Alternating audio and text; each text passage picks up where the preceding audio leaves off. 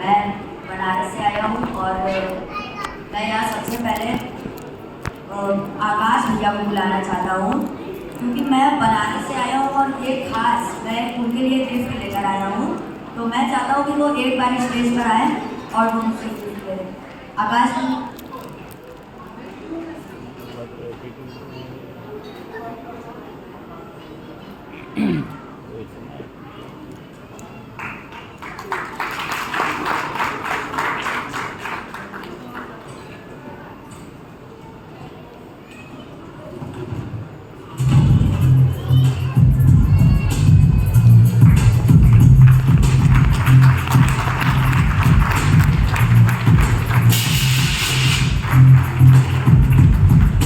माहौल बना दिया है।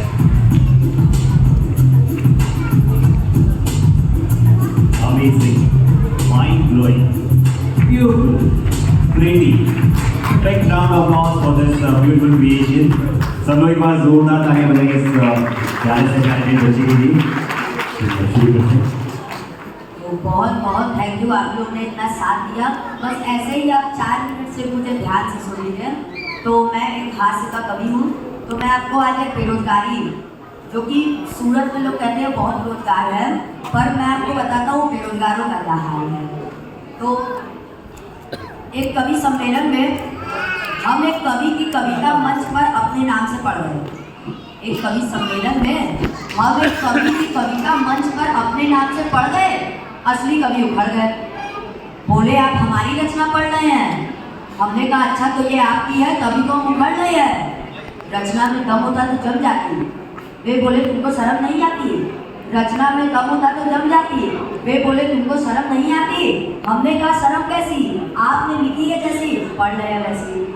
अरे ये तो सिर्फ हमारा एक प्रयोग है, आपने पकड़ लिया मात्र संयोग है, वरना हमने बड़े बड़े हाई रेटेड कवियों की कविता हाफ रेट में चला दी।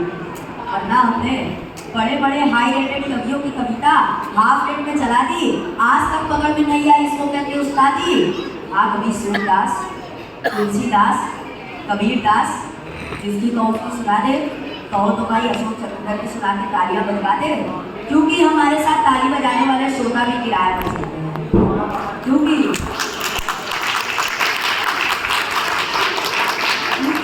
हमारे साथ ताली बजाने वाले श्रोता भी किराए पर चलते हैं। कितने बेरोजगार तो इसी धंधे से पलते हैं। धंधे की बात सुनते ही बेचारा असली कवि शर्मा गया और अगले दिन से वो भी ताली बजाने वाला हो गया। वाह वाह वाह। आजकल वे हमारे भूल जा रहे हैं। कविता से पेट नहीं चलता था, तालियों से चला रहे हैं। अच्छी चल पड़ी है तालियों की दुकान, जितना पेमेंट उतना भुगतान। गिन कर तालियां बजवाते हैं और कवियों से ज्यादा पेमेंट तो वो एडवांस में पाते हैं। वाह वाह वाह। और मैं आपको एक वाली परमा जी की कविता सुनाता हूँ। ये बहुत अच्छी कविता है। इस कविता का शीर्षक है बेरोजगारों का नगर। तो एक दिवस हमने बैठे बैठे ये तय किया कि मुल्क के बेरोजगारों का इंटरव्यू लिया जाए और उन्हें अपने ही आईने में पेश किया जाए। तो बेरोजगारों के नगर में प्रवेश किया। एक बेरोजगार ने ताना दिया, लो एक और आ गए। साहब को कुर्सी दो। दूसरा बोला कुर्सी, अम्मा यार कुर्सी होती तो ये बुढ़ापे के नाम से रोता। हिंदुस्तान का प्रधानमंत्री नहीं होता। हमने कहा अच्छा पानी पिलाएंगे। वो बोला कहाँ से लाएंगे, क्या से खड़े हैं और सारे कुएं डिग्रियों से खड़े हैं। नल से भी उतना ही पानी आता है जितना दूर होता है। मैंने तो रोते हुए बेरोजगार से पूछा भाई साहब आप क्यों रो रहे हैं, क्या बिना रिश्वत दिए कोई नौकरी प्राप्त हो रही है। वो बोला नहीं हुजूर, आज हमारा जन्मदिन है, हमारी एज लिमिट समाप्त हो रही है। आज हमारा जन्मदिन है, हमारी एज लिमिट समाप्त हो रही है। हमने कहा कमाल है, 25 साल का जवान खून बेकार और 85 साल का बूढ़ा खून इतना जोरदार कि सब सुविधाएं पाए और जवान को सड़कों में सुखा दिया जाए। हमारे संविधान से कहना चाहिए कि एज लिमिट मंत्रियों के लिए भी रहना चाहिए। वाह वाह वाह। हमारे संविधान से कहना चाहिए एज लिमिट मंत्रियों के लिए भी रहना चाहिए।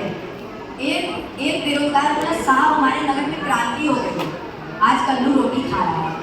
दूसरा बेरोजगार बोला फूल क्यों बना रहा है, क्या दिन में भी सपना आता है, काम वाले तो भूखे मर रहे हैं, बेरोजगार भी कभी रोटी खाता है। एक बूढ़ा नौजवान बोला साहब हमारी जिंदगी भी कितना बड़ा श्राप है, हमारा दुश्मन हर लड़की का काम है। वे हमारे माँ बाप से कहते क्यों आपके साहबजादे अपने पैर पर खड़े हैं, वो बोलते नहीं नौकरी के बिना फिलहाल लंगड़े हैं। वे हमें अपमान की पहचानियाँ देकर चले जाते हैं और हम इस युग के श्रवण कुमार आपके बोलने के बाद बोलना नहीं।